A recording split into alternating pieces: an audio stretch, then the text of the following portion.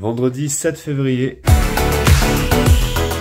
Ce matin, on commence avec la reprise de l'écriture du passage qu'on avait laissé en plan hier. Donc je vais relire tout ça, revoir le matériel d'origine et continuer l'écriture. Ah là là, dans quoi me suis-je encore lancé? Bon, les corrections que je voulais faire sont en train de prendre une place hallucinante. En gros, ça, c'est ce qui a été écrit hier. Jusque-là. Ça. Et ça. C'est ce que je viens d'écrire aujourd'hui pour corriger et améliorer ce passage-là.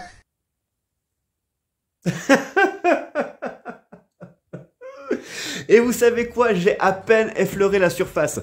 Ce que j'ai fait ce matin, c'est probablement la moitié de ce qu'il me reste à faire. J'en suis très content, cela dit, parce que vraiment, je m'en aperçois, ce que j'avais écrit était vraiment beaucoup trop petit. Je ne me rendais pas du tout compte de ce que je voulais raconter dans le passage en question. Mais par contre, ça l'allonge, ça l'allonge, ça l'allonge. Et je suis en train de me dire, mais le but de ces corrections, c'était de couper, c'était d'enlever des phrases, c'était d'enlever ce que j'appelle du gras, donc des choses qui servent potentiellement à rien. Et je me retrouve à rajouter des pages et des pages. Sachant que je voulais initialement avoir un livre qui fasse 200 pages format poche.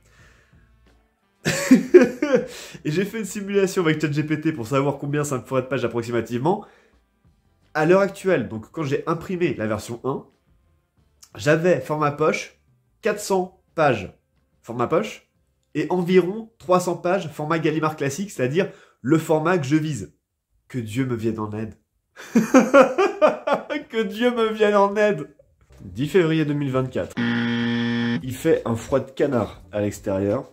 J'ai pu le revoir d'autant plus que j'ai repris ce matin les balades juste avant de recommencer à travailler. Bon, je dis balade, c'est 15 minutes, histoire de faire vraiment un tour du pâté de maison et de marcher un petit peu avant de commencer à bosser. Mais c'est vrai que maintenant que le soleil se lève de nouveau un peu plus tôt, pour autant qu'il se lève, là il est clairement derrière les nuages, ça permet quand même d'être un petit peu plus frais, un petit peu plus actif, et surtout d'être un peu plus chaud physiquement au moment de commencer à travailler.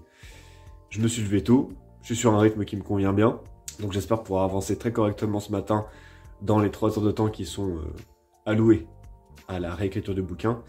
Maintenant, comme vous le savez, il y a une partie qui est en train d'être réécrite. Je sais pas combien de temps ça va me prendre, et c'est un peu mon souci actuel, c'est de savoir combien de temps va me prendre ces réécritures au début, et surtout, vais-je parvenir à terminer la réécriture dans le délai que je me suis imposé, parce que au 31 mars, ça doit être fini. Alors, bilan de ce matin. C'était expérimental. Hop là, je me casse la gueule. En gros, j'avais commencé à écrire à la main, comme j'avais fait hier, et puis, en plein milieu de l'écriture, je me suis dit, mais attends, peut-être que c'est pas le bon protocole de travail. Peut-être que tu peux gagner du temps, autant à l'écriture qu'au niveau de la relecture. Parce qu'en gros, ce qui se passe, c'est qu'à l'écriture pure, j'aime bien écrire à la main. Ça prend plus de temps, mais c'est en même temps très souple. C'est là où je peux le plus facilement passer de l'imagination, de la projection, à l'écriture formelle. Parce qu'un stylo, c'est léger, parce que ça demande quasiment pas d'effort à l'écriture, c'est un petit peu lent, je peux revenir facilement sur ce que j'ai écrit, etc., etc. Mais après, ça donne ce que vous avez ici, à savoir des manuscrits qui sont certes complets, j'ai l'histoire dessus, mais c'est tout raturé, c'est très difficile à relire, ça prend beaucoup de temps à relire. Et ça, je l'ai vu quand j'ai tout retapé à l'ordinateur, quand je suis passé à la version 2, à la version 1 imprimée du manuscrit, qui est beaucoup plus lisible maintenant. Et si j'ai changé de protocole de travail, c'est parce que, concrètement, je veux qu'il y ait une unité visuelle entre le manuscrit version 1 imprimé à l'ordinateur et les corrections, même si elles sont ajoutées depuis autre chose qu'un ordinateur. Ça, en manuscrit, c'est pas possible. Ce qui m'a fait aller plutôt vers la machine à écrire, avec une autre raison, mais qui est expérimentale aussi, c'est que je me dis que, a priori, la machine à écrire, ça me permet d'écrire en ayant une partie créative qui est active dans le cerveau, donc une capacité de projection, de rêverie, d'imagination, et en même temps de composer très rapidement et de façon très claire. Si vous regardez un manuscrit à la machine à écrire, j'ai de la transparence, un manuscrit à la machine à écrire, donc, c'est carrément plus lisible qu'un manuscrit à la main.